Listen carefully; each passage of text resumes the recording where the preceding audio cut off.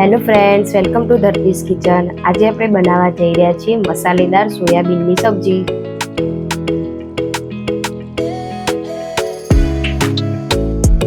તો ચાલો બનાવીએ। સૌપ્રથમ આપણે સોયાબીનની વડીઓ લઈશું। એક તપેલીમાં ગરમ પાણી થવા મૂકી દઈશું અને એમાં વડી પણ એડ કરી દઈશું। એમાં મીઠું ઉમેરીશું અને ત્યાં સુધી ગરમ થવા દઈશું જ્યાં સુધી વડીઓ બરાબર ફૂલીને સરસ મોટી ના થઈ જાય। હવે જ્યાં સુધી આપણી વડીઓ તૈયાર થાય ત્યાં સુધી આપણે ડુંગળી, મરચાં, ટામેટા, લસણ બધું સરસ મજાનું ઝીણું કાપી દઈશું।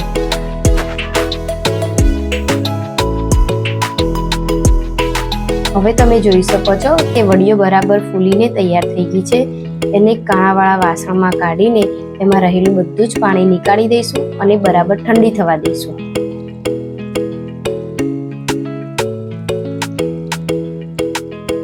હવે આપણે સબ્જીને વઘારવા માટે એક મોટી કડાઈમાં 3 ચમચી તેલ એડ કરીને એને બરાબર ગરમ થવા માટે મૂકી દઈશું।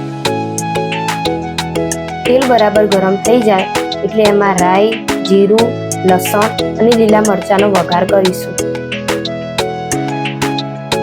પછી એમાં ઝીણી કાપેલી ડુંગળી ઉમેરીશું, એને બરાબર હલાવીને સાંતળવા દઈશું।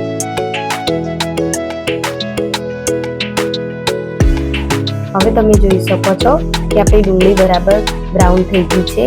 એમાં આપણે ટામેટા ઉમેરીશું। હવે આપણે ટામેટાને બરાબર હલાવી દઈશું। હવે એમાં આપણે મસાલા ઉમેરીશું। મીઠું, લાલ મરચું પાવડર, હળદર પાવડર, ધાણા જીરું પાવડર, ગરમ મસાલો અને બધું બરાબર હલાવી દઈશું। મસાલાની ઉપર તેલ આવે ત્યાં સુધી મસાલાને ધીમી આંચે ગરમ થવા દઈશું। હવે તમે જોઈ શકો છો કે તેલ ઉપર આવી ગઈ છે। હવે આપણે બાફેલી વડીઓને અંદર એડ કરી દઈશું।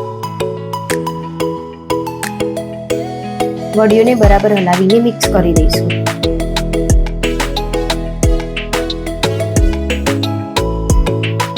બધું હલાવીને એમાં પાણી ઉમેરીને 10 મિનિટ માટે બરાબર થવા દઈશું।